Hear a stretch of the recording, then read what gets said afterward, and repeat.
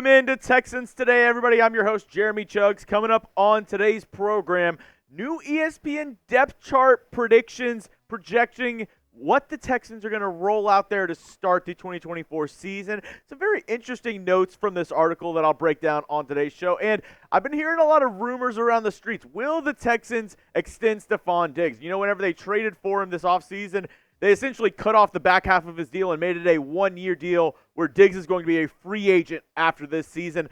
Will the Texans bring him back? Will they let him walk? I'll break that down later on in today's program. But I want you to help me, solve here an office debate. Because I was talking with a couple of guys here at Chat Sports, and we were throwing around what's the most annoying fan base out there. Whenever you see them post online, on Twitter, on Facebook, whatever, it's just immediate eye roll. I mean, for me, it's the Dallas Cowboys. I cannot stand the Dallas Cowboys. I know that might be a cliche answer and probably one of the most correct answers out there. But I want to hear from you. What's the most annoying fan base that you can't stand? I want to hear it down in the comments section. As breaking down this ESPN article, we're breaking down the depth chart projections for each team. And, they laid out different parts of their team, the biggest strength, biggest weakness, and so on. For the biggest strength, very chalk answer, the wide receiver room. Nico Collins obviously had a great year last year. Tank Dell, outstanding rookie season before being injured, and then you add Stefon Diggs to the mix. So obviously this Texans wide receiver room is garnering a ton of interest this offseason, and for good reason, because there are three guys who are, possible number one options on this Texans roster. Now going into the next part of this ESPN article, the biggest weakness was the defensive tackle room, in their opinion, and I've broke down on the show before that I agree with that statement. And the one thing with this was their projected starters for the Texans on ESPN's website. You notice who that second defensive tackle is? They're saying Kurt Hennish is going to start for this team. Kurt Hennish is going to be the guy that runs out there after the ball is kicked off, the very first defensive snaps, you're rolling out Kurt Hennish on to the field. Now, this is, nothing against Kurt Hennish. I didn't think he was, preposterously bad last year, but in my opinion, Kurt Hennish is not going to be starting for this team. He is a depth piece. He's a rotational guy.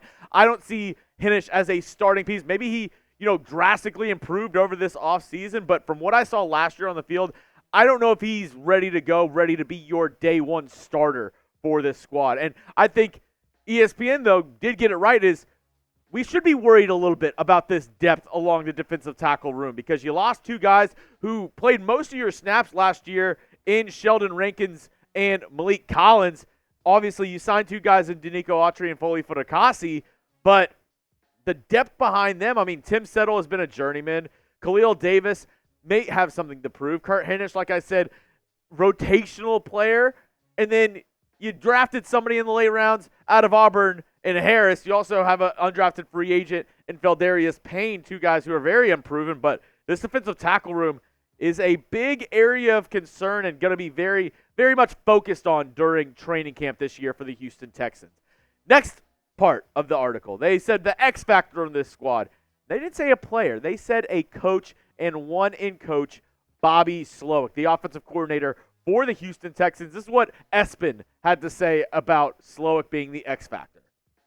Offensive coordinator Bobby Slowik and early down pass rates. In 2023, the Texans ranked 26th in early down pass rate at 52% when the game was in question, with win probability between 15 and 85%. That's the kind of thing teams with bad quarterbacks do. But the Texans have a star in C.J. Stroud and elite targets too.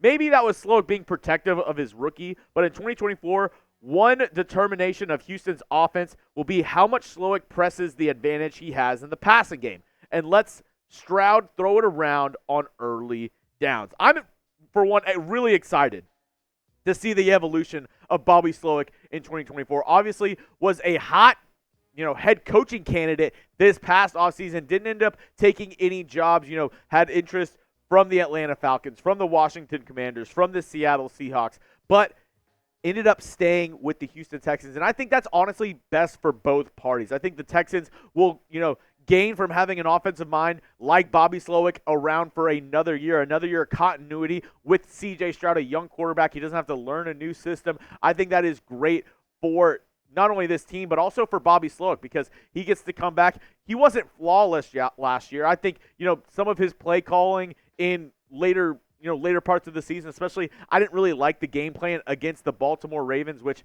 I know, granted, the Ravens had an insane defense last season, but still, I think there are things that Bobby Slowik can improve on, and I'm excited to see if him and CJ Stroud can both take that next leap into 2024 and be top 5, OC, top 5 quarterback. But in terms of Bobby Slowik, do we think he's a top 5 OC in the NFL? I think it's no question he is. I think he is going to be a top 5 offensive coordinator in the NFL. There was a reason why he was a hot name among head coaching candidates this past offseason because he's darn good at his job, a very creative young offensive mind, and I think he can really help mold this Texans offense going into year 2. I think he's a top 5 OC in the NFL.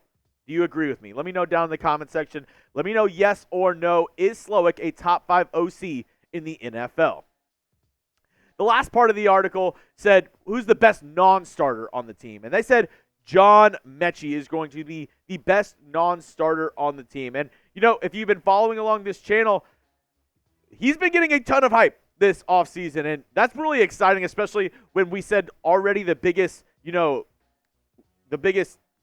part of this Texans team that's going to be trouble for opposing teams is the wide receiver room. And then you add John Metchie on top of that. The biggest strength on this team is the top 3 guys, the Tank Dell, Stefon Diggs, Nico Collins. But if John Metchie can give you something being that 4th guy off the bench, opposing defenses, watch out because this wide receiver room is going to be absolutely electric. And if you have been subscribed to the channel, well, first of all, thank you for joining us for all of our coverage this offseason and last year. Can't wait to give you even more coverage of your Houston Texans going into 2024. But also, if you were subscribed, you probably would have watched this video. If you haven't watched the video, though, I'll put that link down in the comment section and description of this video, and I'll put the card right there. If you just want to click on this right here, that'll take you to this video. If you didn't watch my minicamp news around CJ Stroud and his comments around John Metchie, very interesting remarks from your QB1 around John Metchie. It'll make you think, wow, Metchie's going to have a breakout year in 2024. Next up on the show, extending Stefon Diggs. Will the Texans end up giving Stefon Diggs an extension at some point this season? I'll break this down more and talk about, a couple teammates talking about Stefon Diggs in a glowing light this offseason. But first, if you need some Texans gear, but you're a little strapped on cash, I know we all are, economy's down a little bit, so I got the solution for you at home right now. Our friends over at Fanatics have a ton of sale items. You go to chatsports.com/Texans sale. They have, hoodies, they have shirts, they have shorts, they have decals, they have cups. They have a ton of Texans stuff on sale right now. So go to chatsports.com/Texans sale. Go into the comment section or description of today's video. That link will be in there as well. Go check out all the sale items. Maybe a couple really good sale items for you on deck. So go check it out today. Once again, that's chatsports.com/Texans sale. And I want to know from you really quick, what is Stefon Diggs' stats going to be like for this season? Predict it for me down in the comment section. I'll tell you about one of his teammates about some glowing remarks that he had for Diggs in just a moment. But let me know. Predict Stefon Diggs' stats for this season. Now, Case Keenum, former teammate of Stefon Diggs with the Minnesota Vikings, had this to say about Diggs. And obviously, he saw Diggs whenever he was a spry young wide receiver in the league, whenever he was in his mid-20s. Now that he's a little bit older, I know a lot of people are wondering, he might have lost a step. Case Keenum doesn't think so. This is what he had to say, according to Aaron Wilson.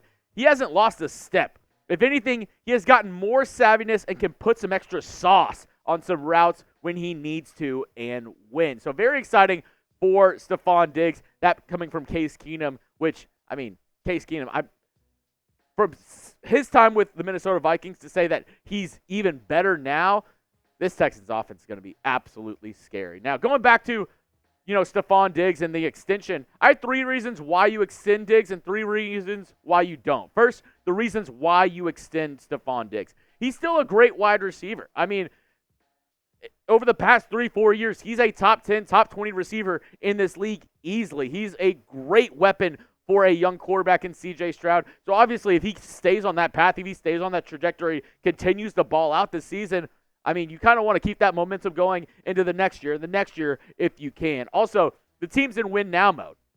You have C.J. Stroud on a rookie deal. You have Will Anderson on a rookie deal, 2 of your top players on the team. This is the time where you can spend a little extra money on a guy like Stefon Diggs because you're not paying your superstars as much as you should be. So, team being in win-now mode, that is another reason why the Texans might give Stefon Diggs an extension at some point this season or in the offseason. And lastly, he has a good connection with C.J. Stroud. Hell, the two are, practicing in France right now together, working on their routes, working on their timing together. If C.J. Stroud has a stellar year this year, if he absolutely goes bananas, and Stefon Diggs is a good part of that, obviously you want to continue that going into the next year as well. If C.J. Stroud absolutely loves him, this is Stroud's team.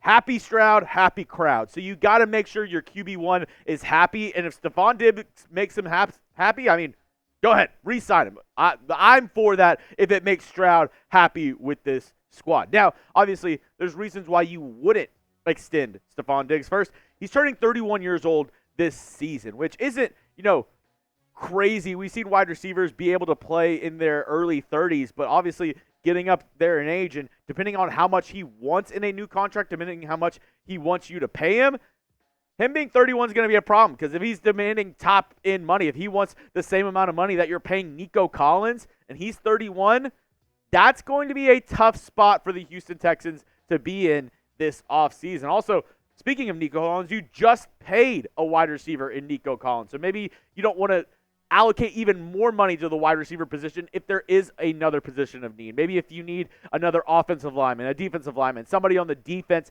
you need that money to go elsewhere, and you just paid a wide receiver.